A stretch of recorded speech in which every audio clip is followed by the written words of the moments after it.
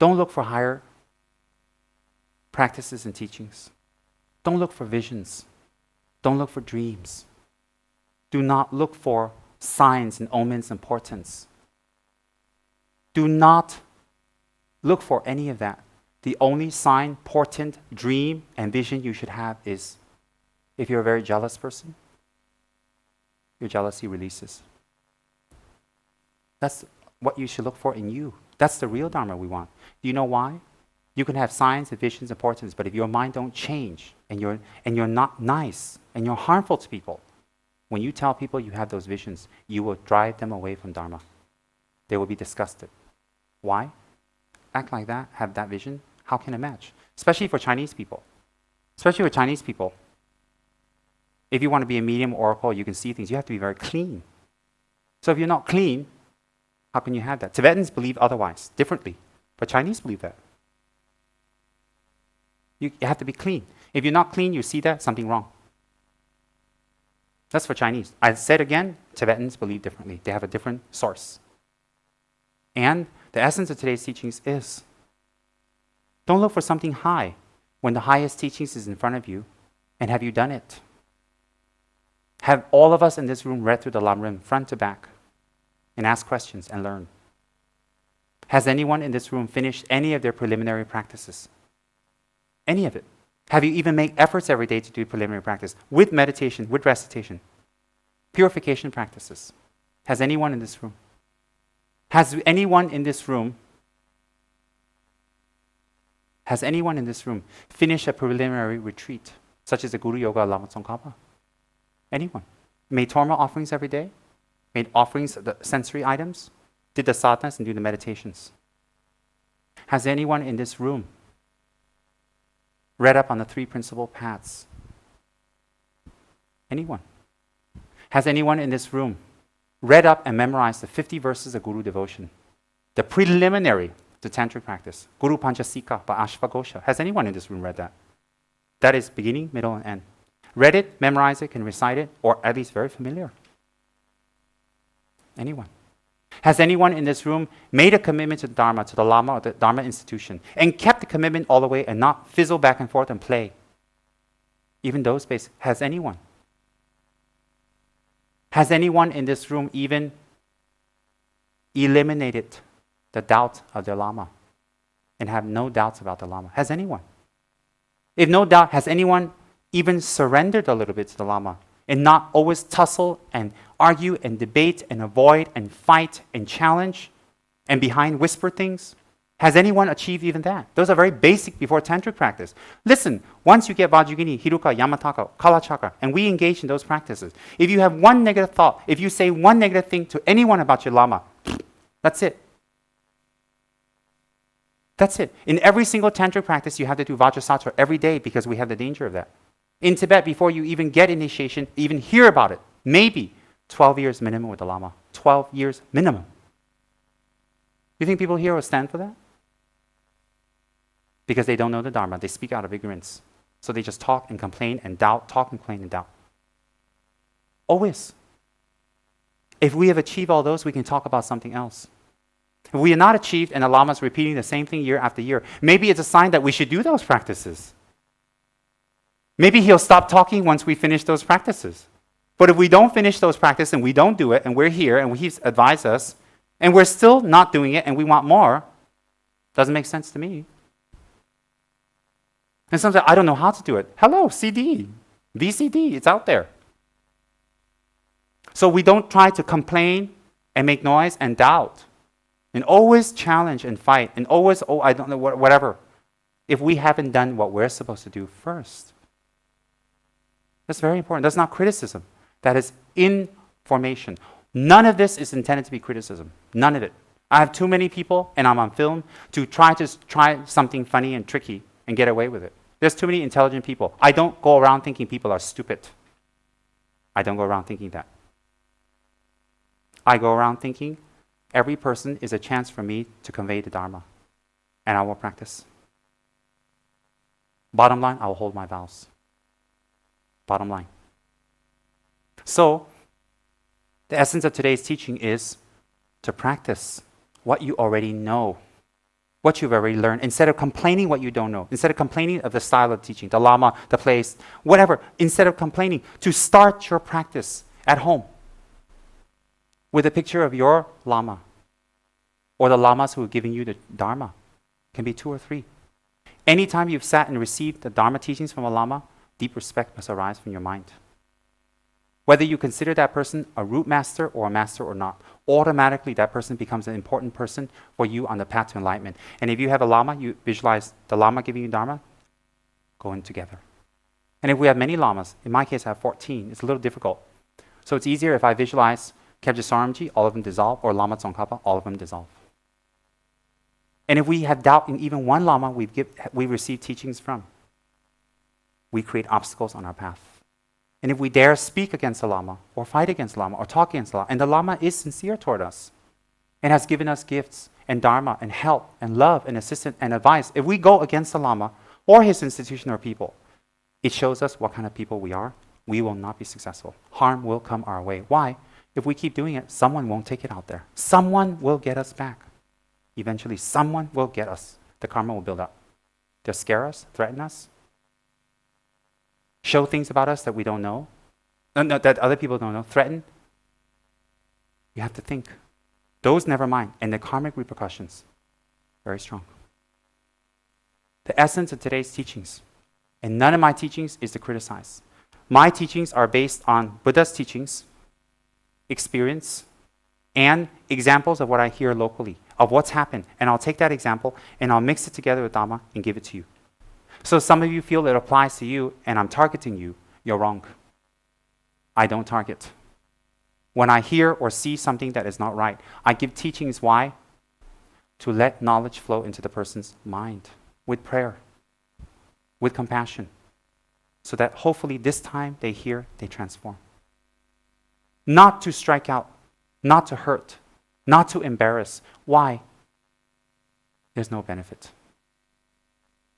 But to compassionately teach them, explain, based on the Dharma, what they've done. And to tell them that wrong and right logically. And treatment, remedy, antidote. So how can we give these? We have to look around the people we know. And we hear this, we know this, we understand this. Sometimes, we understand. So we take that into Dharma and we mix it together and we explain. And some people who have very big egos, or they cannot face themselves, they feel it's a target against them. It's not. Why would I target 1 or 2 people? What benefit do I get? If I want to be their friend, I can get ang paos if I'm nice to them, right? Target nice things to them. So if I'm nasty and target nasty things, I'm not going to get ang pao, right? Isn't that my motive in Malaysia? Get ang pao what? So no benefit anyway. No benefit. No point to target, no point to embarrass, no point to shh. Sometimes lamas have to use very powerful, extreme methods to cut and stop someone's karma. Very powerful and very direct. Rarely does a lama do that. Rarely. When extreme cases. Why? Out of compassion. Out of care for the evildoer and the ones being done to, that they both don't receive negative karma. Because you can see, you can tell, you know. Out of compassion. And there's no other motive. No other motive. So people who stay with their lama a long time, if it's a real lama, not a clown, not a street kid from America, not a loser, a real lama, if you stay with them for a while, you observe their qualities shine through. Because in the beginning, or how they manifest to you, will be what you need. And this goes for every person who sees this tape, who's with their lamas in their own centers, in their own traditions. So people who are followers of His Holiness the Dalai Lama, sometimes they'll think negative things about His Holiness. I've heard people say that. And eventually they see his golden qualities of a bodhisattva. Some people will travel around with His Holiness Drikung Gyamgun Rinpoche and think negative thoughts in the beginning. Even they're high, they sit on a big throne, nothing. Their minds are transformed. And some people can be with a simple geshe, with some simple, not meaning like no big title. Simple doesn't mean he's low, no title. Can be with their geshe in the center, in the west, or in the east somewhere. Many geshes from Gandhin Seradripong travel the world and teach. And they think, oh, he doesn't have a big title. He's just a man like me. He's a monk. He has some knowledge. I don't have to respect him. Wrong. Because he may have a name of geshe. He may not have a high title, but it doesn't mean he hasn't attained something in his mind now. Doesn't mean that. And Then those of us who follow teachers that are renowned, that you can see the result of their holy practice. You can see the result of their prayers and their hard work. And we should have faith and respect. His Holiness Dingo Khyentse Rinpoche, the great Nyingma Master. His Holiness Kyabje Chujang Rinpoche. We should know what they're about and understand the Dharma, then we can check on a low level. The great Master, the Kandaba Geshe, Kyasan Gyatso, you can see very clearly his works, his centers, his books, his pure vows, and how many thousands of people he affects. And we like or we don't like can see result. We accept or we don't accept, it doesn't really matter. I'm not at the level to judge, and I'm not at the level to see. All I'm at the level is teach the Dharma, teach Guru devotion, make students and their teachers strong. Make them understand the Dharma so that they can apply it to their own personal practice. Don't give your practice to them. Don't change them, but as they are, and give them the Dharma so they can add the Dharma to themselves. Water is water. When you have a bucket of water, you add more water, water is water. But you add something different, maybe red water you put in, becomes different. You must give the Dharma. Must encourage every single Dharma tradition and center and lineage to practice on their own. And pray for them. And give them gifts. Give them statues, give them gifts, give them encouragement, give them advice to make them grow. Why? If they grow, another Dharma center grows, this Dharma center grows, that Dharma grows. If one goes down, it's damaging to Dharma. One goes down, cannot. Must make everybody grow and encourage. Not only talk, show by action. Encourage all centers to grow, all lineages to grow. Encourage them to learn and study. Encourage them to follow their tradition with pure Dharma that's not filtered. And then Dharma grows. And then if we come to this city, this beautiful city of Kuala Lumpur, to spread the Dharma will spread and we're doing our job. You see, not everybody can follow my tradition. So if I think that, I'm ridiculous. It's illogical. So if I say, oh, you don't follow mine, everything is wrong. Ridiculous. Oh, don't follow that, mine is right, come here. Cannot. If another person develops negative thought about their Lama, or you influence them, and they go away because of that, whatever centers or practices they do, they cannot gain attainments. Unless the Tantra and Vajradhara is wrong. Cannot. Cannot. So if we're with friends or students of other lamas, and we must say things that encourage their practice toward their lama. We must. Why? If we pull them away or say negative things or influence them negatively, our own Guru devotion will go down the drain. Finished. Why? How can you do that and then yours become better? Cannot. The cause resembles the result. The result resembles the cause. You're the heir to your own karma. So that's what we must do, and that's the purpose of these sessions and these teachings. I take extra time out and come. I investigate, I read the books, make notes, I check. I get my people to Xerox or whatever for you, so that you can sit in a comfortable, nice room and learn. Everything's easy. Everything's convenient. Now what we need to do, instead of wanting more learning, or this learning, or that learning, or this is not good, that's not good, what we know, do. What we know, do.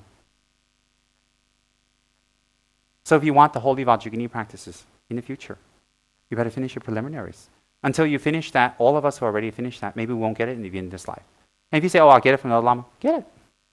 No problem. I don't feel threatened or scared, because I know the cause, I know the practice, and I know the result. And if you get the result, come and let me know. You have to check. Be precise on Dharma. Don't be wishy-washy and just read here and tell people this and this, and you're not sure. Be precise. Be clear. And you yourself hold your vows. And your body, speech, and mind, in any situation, must exude or emanate out of compassion. Must emanate out of pity and compassion. Whether it's fierce, whether it's gentle, whether it's awkward, whether it's weird, whether it's controversial, whatever actions you do must exude and come out of the compassionate mind. Otherwise, no effect. No effect. To develop this compassionate mind, at first, the fourth preliminary practice is to wipe away the stains of previous lives. first. And every day do our sadhanas, our Lama Tsongkhapa Guru Yoga. And then mix them us very well. And then whatever practices and then to clear away obstacles daily for ourselves. If we are in good samaya with our Lama, bad samaya, you do any protector, no use. Oh, don't think, this Lama didn't give me this protector. So if I do this one, this came from that Lama, but I don't like him, no effect. The minute you say something negative about the Lama, all your practices go down, no matter what you think, unless the Buddha is wrong. So after you finish your Lama Tsongkhapa Guru Yoga, in order to free yourself of obstacles and negative mind and doubts and going the wrong path, then you propitiate your personal Dharma protector. Whatever Dharma protector your Lama has given you, you follow. No one dare criticize. No one can say anything. That's you. It's you. No one can say anything. If another High Lama says that practice is wrong, then another High Lama can say your practice is wrong. Then it never ends. Never ends. I don't care how high the Lama is. Nobody in this world can criticize another Lama's practice. Nobody. Then if you say, this person's wrong, that person, you can be wrong too. Then where does it stop? Everybody's wrong. Then nobody practices. Whatever your practice, whatever your lineage, whatever your Lama has given you, you do it with full confidence. And you do it with compassion. And you ask your Dharma protector to clear the obstacle that cover your mind, that distract you from Dharma and doing positive actions. And pray for the long lives of your gurus and masters. Pray for the leaders of this country to have health and excellence, the government to grow and to be happy, and no natural disasters here. And pray that negative kind of spirits and problems, not just you, doesn't affect anyone. And if you do that every day, and you have your samaya clean with your Lama, anybody wants to do anything to you, you don't need lengthy pujas. You can even throw rice and dispel the obstacle. Very simple. And if some people think, I have to be in the presence of that person to throw rice. Oh no, don't underestimate the Lamas. They don't have to be with you or in your room to stop obstacles and problems. Never underestimate. Some Lamas can put out fire by doing meditation in a distant place. Lama Yeshe was well known for that. His Tumo practice, Naro Chutuk, the 6 yogas of Naropa. Very famous. Lama Tsongkhapa mastered that and elucidated and taught on the 6 practices. And that's according to that's related to the Vajrayogini Tantra and higher level. Some Lamas can put out fire not even being there, but they will never show you. Some Lamas can heal people who've fallen from high buildings. I've seen Geshe Tsurim Gyaltsen do that in America. I'm sorry, Mamie know that saw Geshe Tsurim Gyaltsen do that, where one of the students were cleaning something on the upper part of the center and fell flat on the pavement. Don't know what happened, flat on the back. And everybody was worried, and he's not moving and all that stuff. And Geshe came out, what happened? And they told him, Geshe, don't worry, it'll be okay. And he was laughing, he was joking. He put his hand on the person's face, just like nothing. The person woke up. He's just a simple Geshe. Oh, no. I've seen too much. So don't underestimate a real Buddhist master. Don't underestimate a person who's come from lifetime after lifetime after lifetime to benefit others. Do not underestimate. Ever. If you do, temporarily you may win. Ultimately, you will lose by the power of your negative karma. So enlightened beings in Tibet, enlightened beings of this tradition, or highly realized beings, or people who have very strong karma, affinity from many lifetimes of practice, they can just focus on the person and do prayer. That's all. Nothing anybody can do. Isn't the Chinese tradition, Mao Song, isn't it the most powerful magic? People believe. That's what I was told when I first came here. And if you have the most powerful magic against you from Taiwan, Mao Song, mountain magic, I guess that's what it's called. The only tradition that can counter that is the Tibetan tradition. That's what they tell me. I've had many cases of people coming and telling me that. Then why me? You're Tibetan and only you can do it. Of course, when I look at the Ang Pao, I do it. With me, it's always Ang Pao. And if I get $5, I take my blessing back. If I get $6, I give the blessing to them. Oh yes, even in the Chinese, they believe that. Why? Because the highest set of teachings from Lord Buddha, the Tantras, were carried to Tibet and they were not destroyed. They went to Japan, they went to Korea, they went to China. All these great countries practiced, but in time it was lost. So Tibet is not higher. It's just that Tibet is isolated. They didn't have a chance to lose it, and they practice. It's not Tibetans are better. No. So this type of practice only comes from Tantra. Very powerful. But let's not worry about all that. Let's not think about all that. That's why your lamas give you protective practices to protect you. Those people who use protective practices wrong, it will go reverse. Always. Definitely. And to do your Yidam practice. In this case, simple. Lama Tsongkhapa. What's more superior than that? What else do you need? And then we should have Lama Tsongkhapa, and we should do our 100,000 prostrations. Every day we should do a few, 100, 200, every day and mark it. Even one day you're sick, you cannot do 3, minimum. Every day. Get the teachings on it. I've taught it so many times. Don't wait for Rinpoche to teach again. You study, you read up, and you look to see. Then you come and attend teachings if you want. Then you know something. You don't come to teaching zero. Like in college, you have to know, read up. And then do your water offerings, 100,000. Oh, incredible merit. And do your vajrasattva's correctly with meditation. Minimum 100,000. Minimum. Do your mandala offering. I don't know how. Read a book. Look at the CD. And then when you're pretty good at it and you're unsure, then you request for teachings. And then the Lama explains. You don't make the torture the Lama and teach him 25,000 times and you haven't read up on anything. Oh, I don't know. Teach me. If I have to teach you, you don't do. What's the point? No point. So if we do that, we'll see changes all around us. It will affect people around us. Definitely.